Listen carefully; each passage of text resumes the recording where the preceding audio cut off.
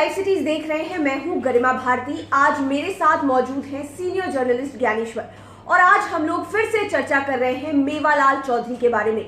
Live cities लगातार खुलासे कर रहा है परत दर परत मेवालाल चौधरी के बारे में। आपको पता है कि मेवालाल चौधरी नौकरी बेचने के मामले में संलिप्त है और 420 के आरोपित भी हैं। इस बार फिर से हम लोग चर्चा करने के लिए बैठे हैं। आप आगे इसमें क्या खुलासे बताने जा रहे हैं? कुछ बातें आप कर रहे थे कि राज्यपाल को तो उन्हें शपथ ही नहीं दिलानी चाहिए थी शिक्षा मंत्री के पद पर, फिलहाल वो काबिज हैं। बिल्कुल सही आपने कहा गरिमा कि देखिए मामला ऐसा फंसता दिख रहा है कि मेवालाल चौधरी जेडीयू के विधायक जिन्हें बिहार के मंत्री पद की शपथ दिलाई गई है और जिन्हें शिक्षा मंत्री बनाया गया है, सच में यह तो हम पहले ही बता चुके हैं कि वे 420 के मुजरिम हैं, नौकरियां बेचने का आरोप है। लेकिन आपने कहा कि राज्यपाल को क्या उन्हें शपथ ही नहीं दिलानी चाहिए थी? देखिए राज्यपाल मजबूर होते हैं कि मुख्यमंत्री जिन्हें नाम भेजते हैं उन्हें शपथ दिलानी होती है। लेकिन मामला अब ऐसा फंस गया है कि राज्यपाल फागू चौहान को भी सोचना होगा कि शपथ किसे दिला दी गई। क्यों? देखिए मसला तो सभी जान चुके हैं कि जब ये सबौर में कृषि विश्वविद्यालय में वाइस चांसलर थे तब ये विधायक नहीं थे, तब इनकी पत्नी विधायक थी जिनकी भी मौत अकाल मौत हो गई है। तो इस मेवालाल चौधरी ने नौकरियां बेची, ये आरोप प्रमाणित है। प्रमाणित हम नहीं कर रहे हैं, मसला बहुत पुराना है, लेकिन इसमें देरी हो रही है। और सबूत के तौर पर देखिए, ये देखिए 22 सितंबर 2019 को हिंदुस्तान अखबार है। इस अखबार में यह खबर है मेवालाल चौधरी के खिलाफ होगी चार्जशीट और हवाला है भागलपुर के सीनियर एसपी आशीष भारती का। इसका आशय साफ तौर पर गरिमा ये होता है कि मेवालाल चौधरी जांच में दोषी पाए गए हैं। जांच में यह पाया गया है कि इन्होंने अपराध किया है, जांच में यह पाया गया है कि इन्होंने नौकरियां बेची हैं। लेकिन चार्जशीट क्यों नहीं हुई अब तक? चार्जशीट इसलिए नहीं हुई कि ये माननीय विधायक बन गए और माननीय विधायक के खिलाफ अभियोजन की स्वीकृति देने का अधिकार राज्यपाल को होता है।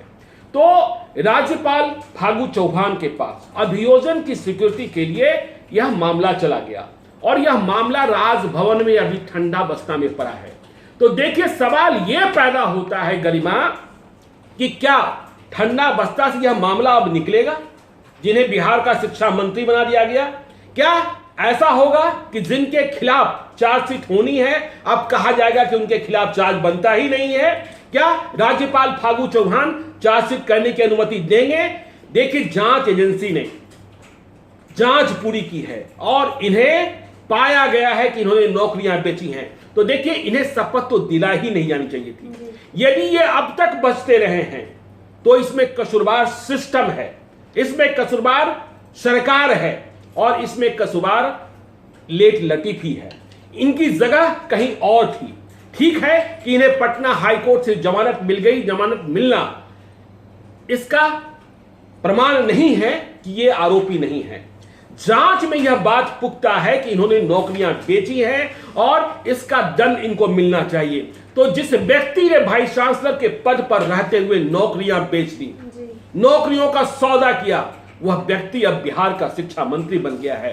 तो बिहार सवाल पूछेगा कि इस व्यक्ति के खिलाफ चार्जशीट की अनुमति राजभवन से कब प्राप्त होगी?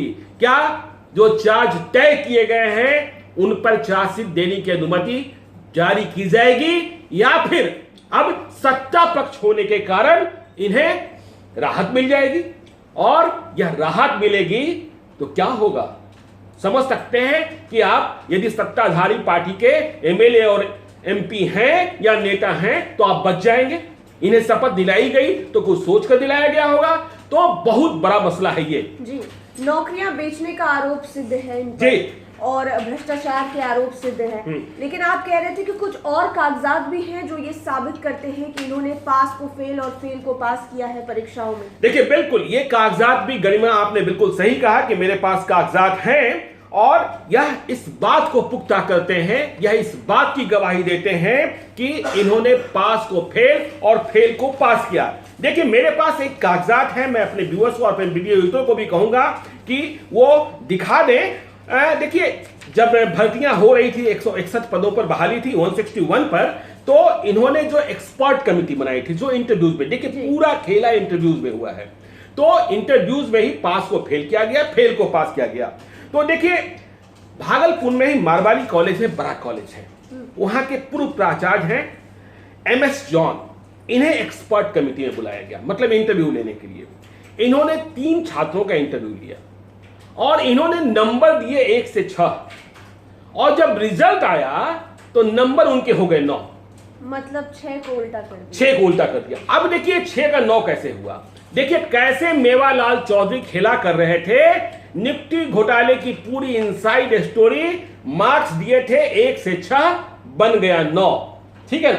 तो देखिए MS जॉन ने क्या बताया, MS जॉन जब जांच चल रही थी, मारवाड़ी कॉलेज के एक्स प्रिंसिपल हैं, तो उन्होंने जांच कमेटी को बताया जो जांच कर रही थी इनके नौकरी बेचने के मामले की, कि मेवालाल चौधरी वाइस चांसलर जिन्होंने इन्हें इंटरव्यू लेने के लिए बुलाया था, उन्होंने कहा कि ऐसा है कि जो नंबर्स आपको देने हैं वो दे दीजिए, इसके बाद सिलेक्शन कमेटी नंबर देगी और उसका एवरेज निकालकर वो कर दिया जाएगा। तो इसी में देखिए इन्होंने खेला कर दिया, पास को फेल, फेल को पास, और जहां नौकरियों की बोली लगी उन्हें बहाली मिल गई, और जो बोली नहीं लगा पाए उन्हें बहाली नहीं मिली। जिनके एकेडमिक्स बिल्कुल एक्सेलेंट थे वो बाहर रह गए, और जिनके एकेडमिक्स पुअर थे लेकिन वे थैली वाले थे, पैसा वाले थे, ढंग वाले थे, उन्हें नौकरी मिल गई। मैंने भी ये कागजात पढ़े हैं, बहुत सारे पॉइंट्स इसमें भी हैं कि पावर पॉइंट प्रेजेंटेशंस हुए ही नहीं, बिल्कुल सही आपने कहा। दे हाँ, पावर पॉइंट, देखिए ये कह रहे हैं MS जॉन कह रहे हैं 10-10 नंबर था, 10 नंबर इंटरव्यू के लिए और 10 नंबर PPT के लिए। तो जांच कमेटी ने, अब जांच कमेटी किसने बनाई थी गरिमा, जांच कमेटी बनाई थी इन गड़बड़ियों की जांच को पकड़ने के लिए तत्कालीन राज्यपाल रामनाथ कोविंद, जो अब देश के महामहिम राष्ट्रपति हैं, उन्होंने ही जांच कमेटी बनाई थी रिटायर्ड जज के नेतृत्व में, और उन्होंने ही इस मेवालाल चौधरी को बर्खास्त किया था जिन्होंने नौकरियां बेची थी, जो अब बिहार के शिक्षा मंत्री बन गए हैं। तो जांच कमेटी ने यह पाया कि वहां कोई पावर पॉइंट प्रेजेंटेशन के लिए कोई सिस्टम ही नहीं था, ना कोई कंप्यूटर था, ना कोई प्रोजेक्टर था, ना कोई स्क्रीन था। और इस बात की पुष्टि पुलिस की जांच टीम के समक्ष ये जो डॉक्टर जॉन हैं, मारवाड़ी कॉलेज के रिटायर्ड प्रिंसिपल, उन्होंने भी इस बात की पुष्टि की थी। तो देखिए खेला ये कहां कहां कर रहे थे और किस तरीके से नौकरियां बेच रहे थे, ये मसला कितना गंभीर है। जो रिटन एग्जाम में जो टॉपर रहे उन्हें इंटरव्यू में फेल कर दिया गया पूरी तरह से। हाँ बिल्कुल बिल्कुल, मैंने तो कहा ना कि नौकरियां बेची जा रही थी, आपके एकेडमिक से मतलब नहीं थे ना। जिनके पास पैसे थे, जिनके पास पहुंच थी, इनके भतीजे की गिरफ्तारी हुई, भतीजे के अकाउंट में पैसे ट्रांसफर हो रहे थे, इस बात के प्रमाण मिले, समझे ना, कि भतीजे के बैंक अकाउंट में जो नौकरियों का पैसा लिया गया, बोली लगी, उसका पैसा इनके भतीजे के बैंक अकाउंट में भी आ रहा था। और देश के कई शहरों में दलाल पीछे पड़े थे,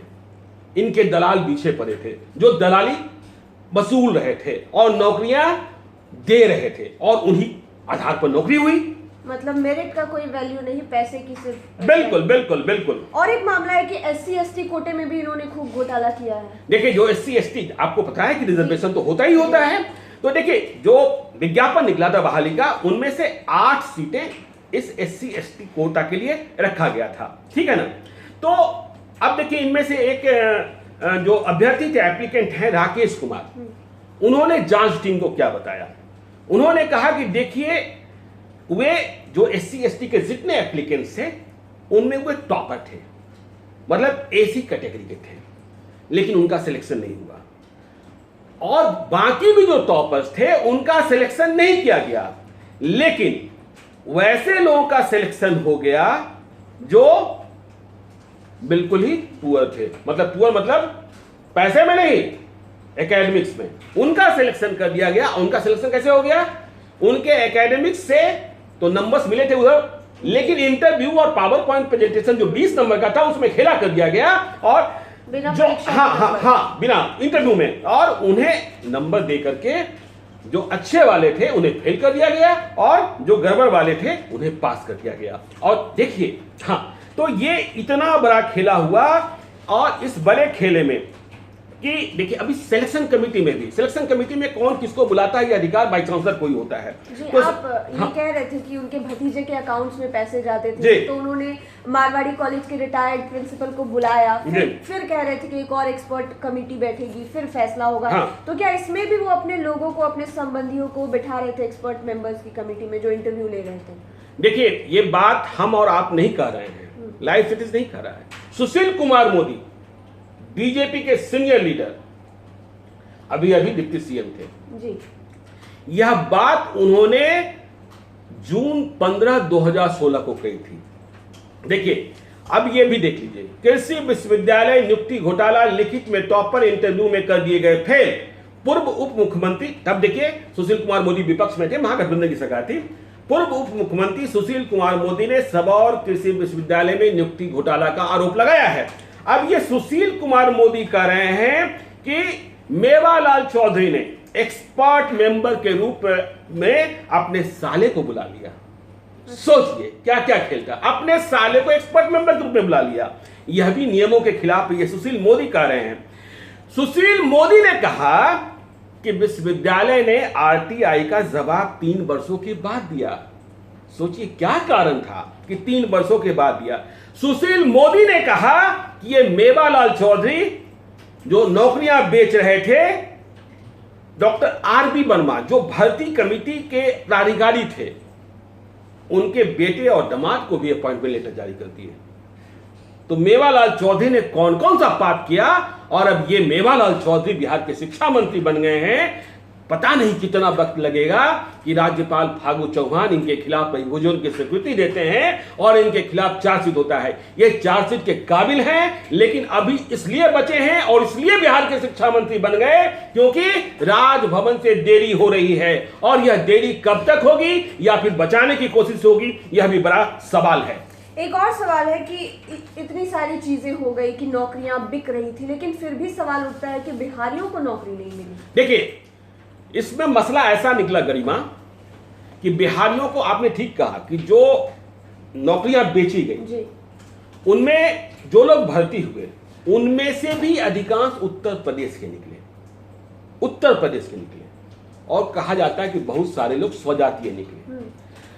पैसे बिहार में भी वसूले गए थे। स्वजातीय मतलब मेवालाल चौधरी जाति से कुशवाहा हैं जी, उनके जाति, हाँ उनकी जाति, मतलब जातिवाद, हाँ पैसा भी और जाति भी दोनों, ठीक है। तो वो स्वजातीय निकले, तो पैसे की वसूली, जो बहाली, जो नौकरियां बिक रही थी वो बिहार में भी बेची जा रही थी। लेकिन शायद बाद में यह बात समझ में आ गई थी कि बिहार के बच्चों का यदि नियुक्ति हो गई, बिहार के बच्चों की बहाली हो गई और फिर हल्ला होगा कि ये नौकरियां बेची गई हैं, तो दूसरे लड़के बवाल करेंगे। तो इसलिए जिनके पैसे लिए गए हैं या जिनसे पैसे लिए जा रहे हैं वो बाहर के लोगों से पैसे लो, दूसरे राज्यों के पैसे से, लड़कों से पैसे लो, ताकि हल्ला बिहार में बहुत ज्यादा शोर नहीं हो। कह दिया जाए अरे बिहार के बच्चे तो ऐसे ही फेल होते हैं, बिहार के बच्चों में कोई टैलेंट होता है क्या? मेवालाल चौधरी तभी यही कहते होंगे, अरे बिहार के बच्चों में कोई टैलेंट होता है क्या? देखिए, हमने सबौर कृषि विश्वविद्यालय में यूपी के बच्चों को बहाल किया है, उनके पास टैलेंट होता है। अरे बिहार का बच्चा तो सब ऐसे ही खराब होता है। तो इन्होंने ये खेला, ये अब ये बिहार के शिक्षा मंत्री हो गए।